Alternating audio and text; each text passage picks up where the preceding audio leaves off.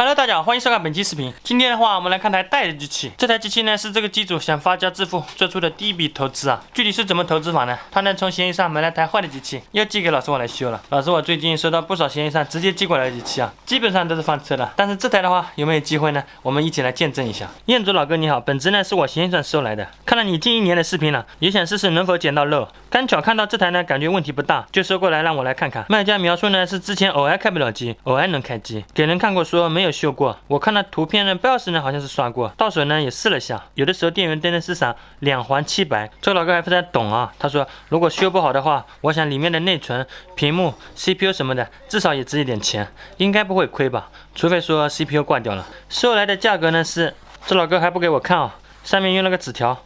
再钉了个订书钉。虽然老师我现在是非常想看一下他收来多少钱啊，但是这是客户的要求啊，咱们也不好违背他。他一定说修好再看，也没有说修完再看。如果万一没有修好的话，这辈子老师我都不知道他这台机器收来的价格了吗？虽然老师我现在心中是非常想看，如果我没有拍视频的话，我直接把它撕了。但是在视频上的话，老师我要装作非常顺从客户意愿的那种感觉啊。今天我这个灯的话，好像开的有点亮，我这个视频有点曝光了，还是打一打吧。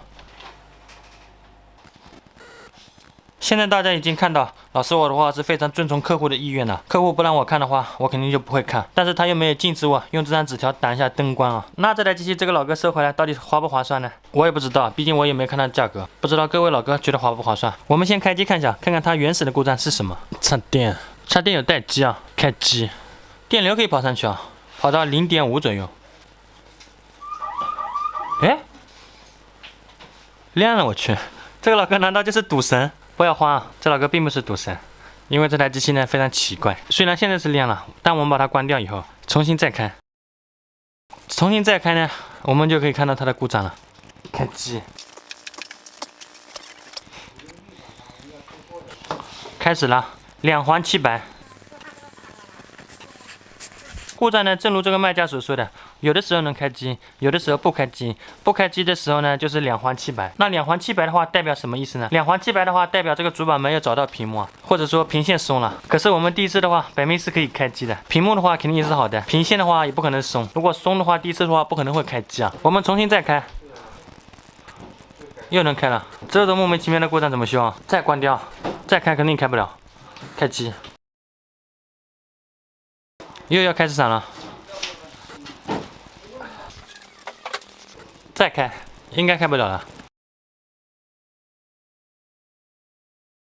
这边老师呢已经大概试过了，如果我们持续的开机，那只有大概率是开不起来的。如果我们关机以后，再把电拔了以后，再次开机，又能开起来了。像这种故障的话，到底是什么故障呢？像这种我们持续的开关机的话，是不可能开起来的。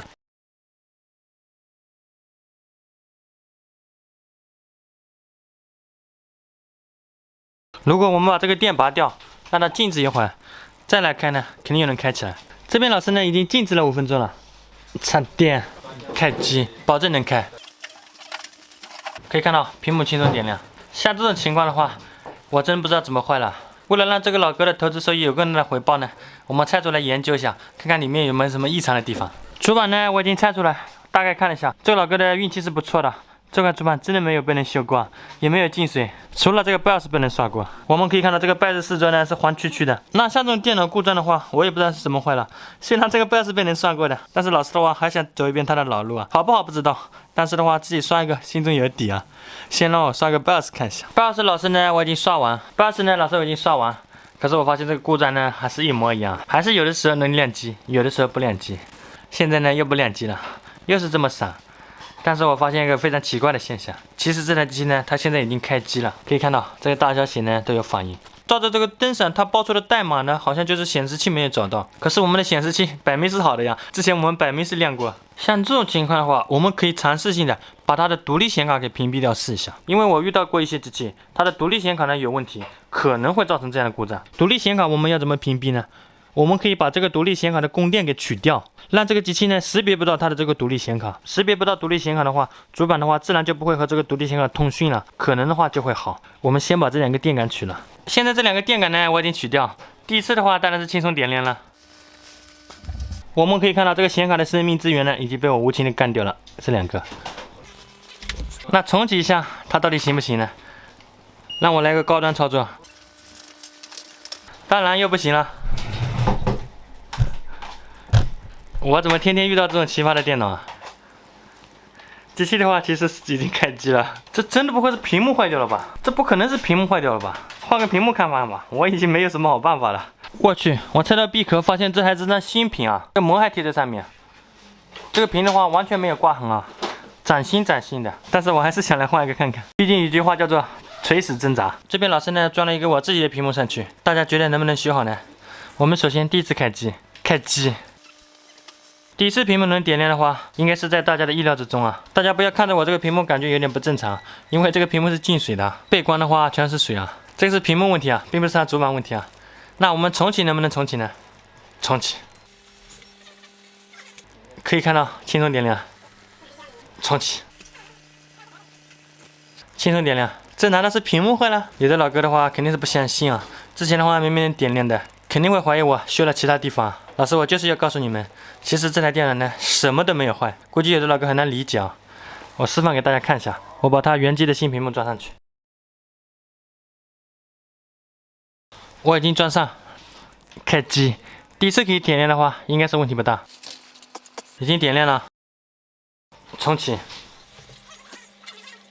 点不亮了，这里又开始闪了。那为什么我这张进水的屏幕每次都能点亮，它这张屏幕的话只能点亮一次呢？难道我这个进水的屏幕开过光？并不是啊，只是因为我这个进水的屏幕比较垃圾。怎么个垃圾法呢？我这张进水的屏幕分辨率呢是1366×768，它这张屏幕呢分辨率呢是1600×900。估计现在有的老哥的话可能豁然开朗了，但是大部分的老哥的话可能还是不太理解。老师，我来大概推测一下这台笔记本是怎么样跑到闲鱼上了。可能是这个老哥不小心把屏幕摔坏以后，他从网上买了一块屏幕，然后装上去，发现呢有的时候能亮，有的时候不亮。这个老哥可能怀疑是自己装屏幕的时候，或者是摔的时候，可能把主板给摔坏了，于是拿到电脑店去修。这个电脑店的人刷了个 BIOS 以后呢，可能发现还是不行。像这种情况的话，在我们维修当中，一般可能是要怀疑 CPU 了，于是呢就报了一个高价过去。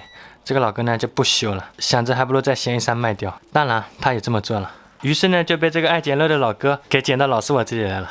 经过老师我的仔细研究呢，其实老师我刚刚查了非常多的资料。我首先在百度上、闲鱼上去搜这款机器的型号，发现他们出厂标配的分辨率呢是1366×768的，可是它这张新屏呢却是1600×900的。这个屏接口呢是 EDP 的屏，说实话，现在 EDP 的屏1366×768的屏真的是非常少啊。老师，我翻箱倒柜才在垃圾堆里面找到一张进水的屏。本来的话1920×1080屏幕，我这里新的是一大堆啊，所以说这台机器的话应该是一点问题都没有啊，只是这个卖家的话把屏幕换错了，换了一个高分屏上去。那为什么会造成这样的情况？第一次开机的话是可以开机，重启的话就不行了。